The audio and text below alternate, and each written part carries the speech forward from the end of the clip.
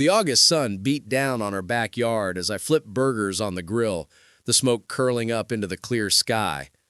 Jessica had spent all morning preparing fresh salads, homemade lemonade, and her famous strawberry dessert. Our best friends, Daniel and his girlfriend Amber, were supposed to arrive at noon.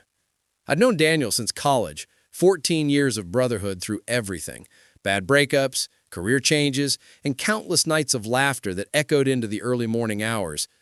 But something felt off that day. Daniel arrived without Amber. He said she was working late, would try to make it by evening.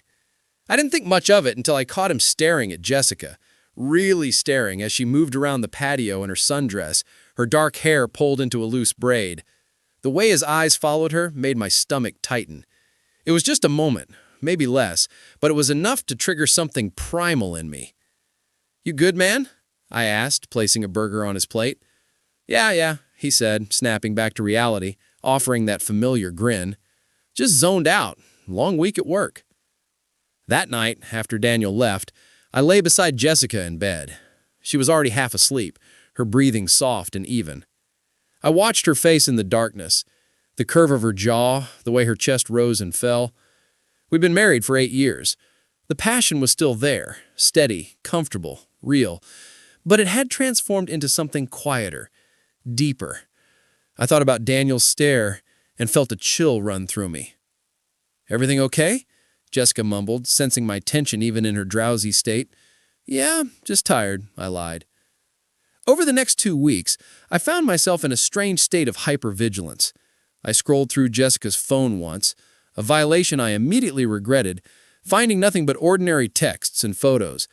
I searched my memory for any interactions between them that might have seemed too familiar, too warm. There was nothing concrete, just the ghost of that stare. Daniel texted more frequently. Coffee? Drinks? A round of golf? Each invitation felt like it had a subtext I couldn't quite decode. I started making excuses, creating distance without explanation. Jessica noticed my mood shifting and asked if something was wrong. I told her work was stressful. It wasn't entirely a lie, but the real truth was building inside me. A dark certainty that something was happening, something that existed in the space between what I could prove and what my instincts screamed at me to believe. I didn't have evidence, not yet, but I had decided that I would find it. I started paying closer attention to their interactions. At a dinner party the following Saturday, I watched like a detective, cataloging every word exchanged, every laugh, every moment where their hands might have touched. Jessica was naturally warm with everyone. It was one of the things I loved about her. But with Daniel, I thought I detected something different. A slight flush in her cheeks when he complimented her cooking, the way she touched his arm when he told a joke. Or was I seeing what I wanted to see? The obsession began consuming me. I created a fake social media profile and searched for any hidden connections. I checked our credit card statements for unusual charges. One evening, I even sat in my car outside Daniel's apartment building for an hour, feeling ridiculous and pathetic, but unable to stop myself. Then, while Jessica was in the shower, my phone buzzed with a message from Daniel. "Can we meet? I need to talk to you about something important. Not at work, not at home.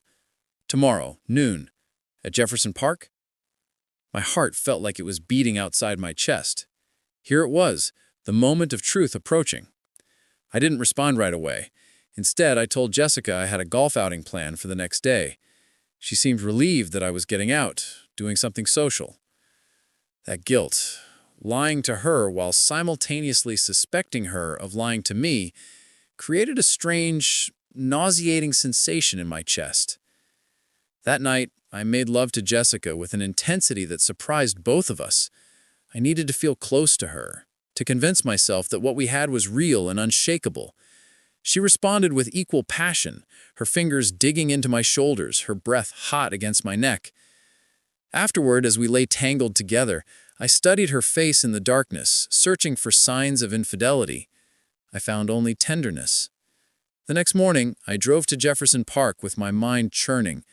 1,000 scenarios played out in my head. Would Daniel confess?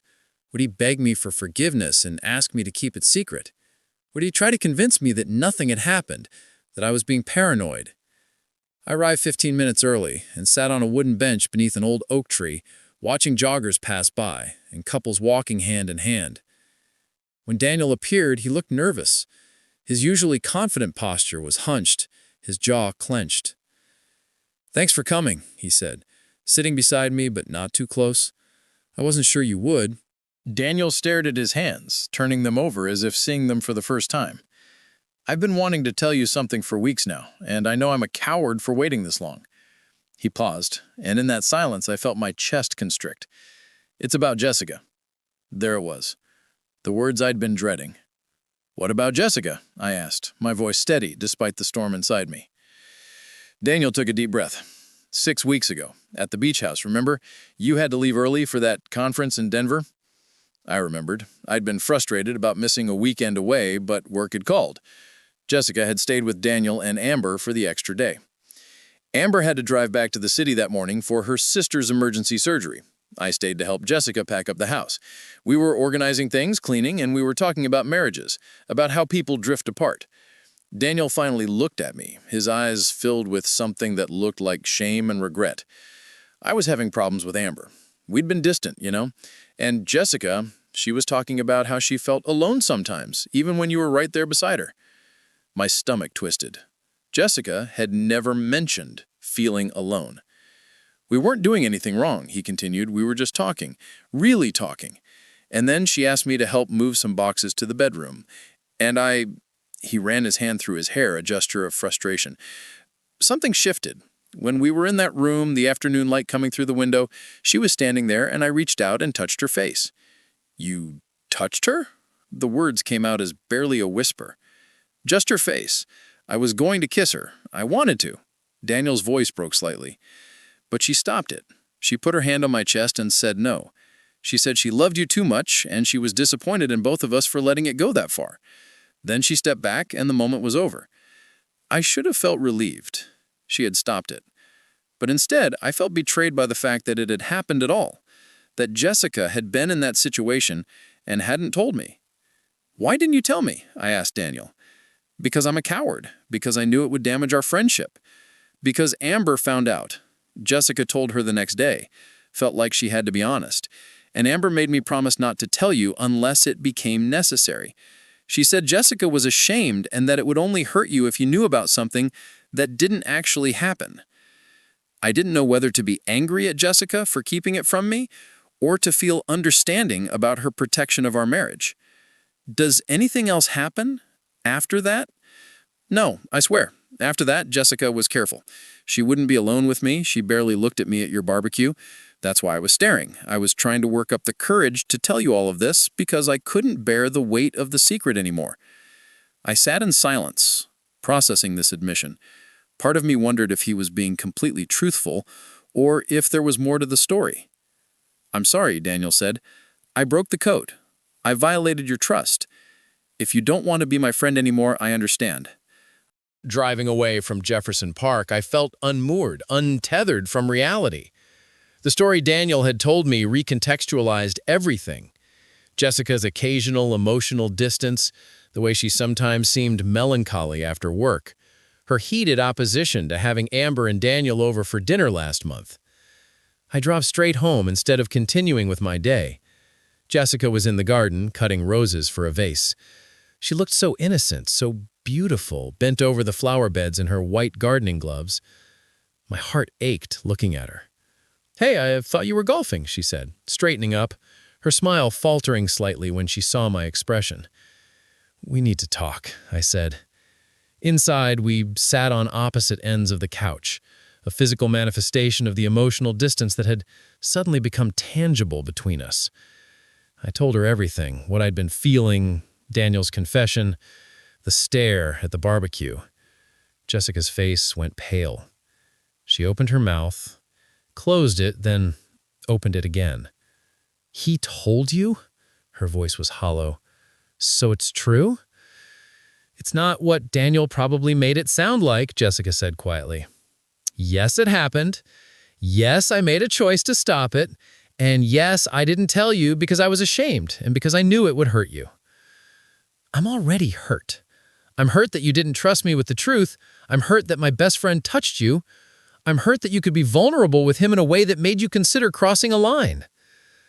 Jessica's eyes filled with tears. "I know, and I hate myself for it. Do you think I haven't replayed that moment 1,000 times? Do you think I haven't wanted to tell you but been paralyzed by fear of exactly this?"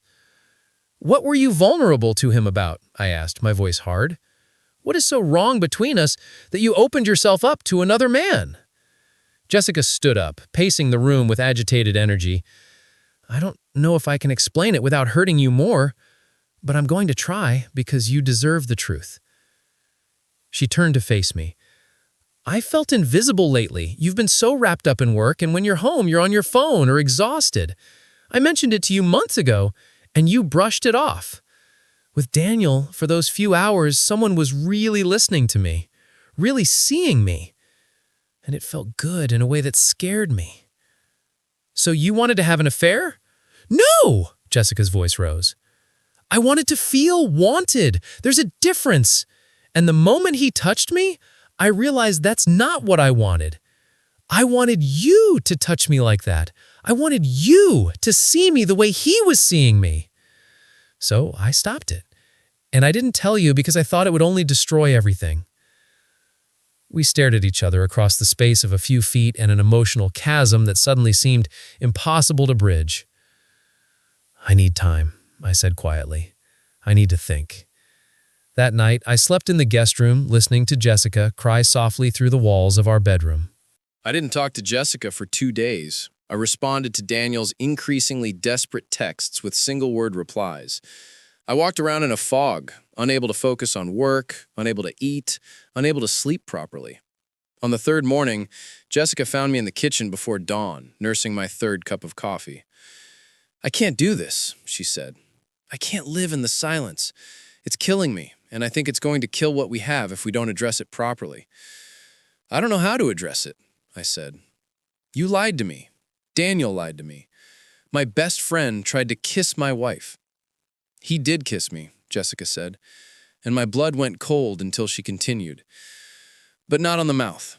He kissed my forehead the morning after the beach house, when Amber was driving back to the city. And I cried, and he held me while I cried, and I said thank you, and that was it.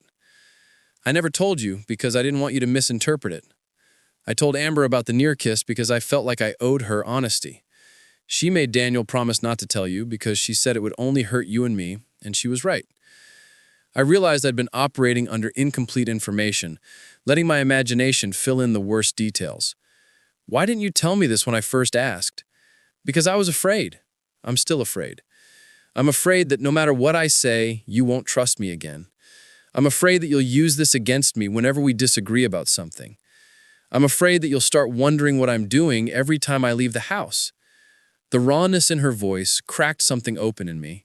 For the first time in 3 days, I truly heard her, not as a woman who had betrayed me, but as a woman who felt disconnected and alone in her marriage, who had made a mistake, and who had spent weeks carrying the weight of that mistake.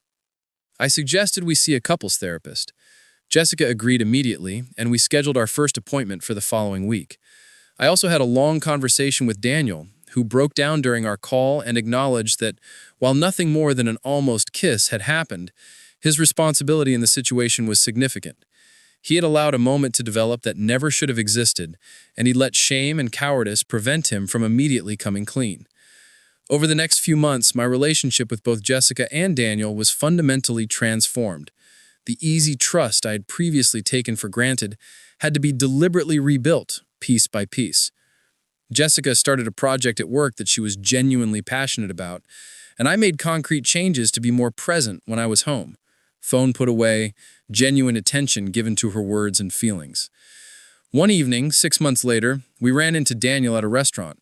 Jessica and I had been laughing about something our therapist had said, our hands intertwined on the table. When Daniel approached our table, there was a moment of awkwardness, then he smiled, genuine and warm, but with appropriate boundaries.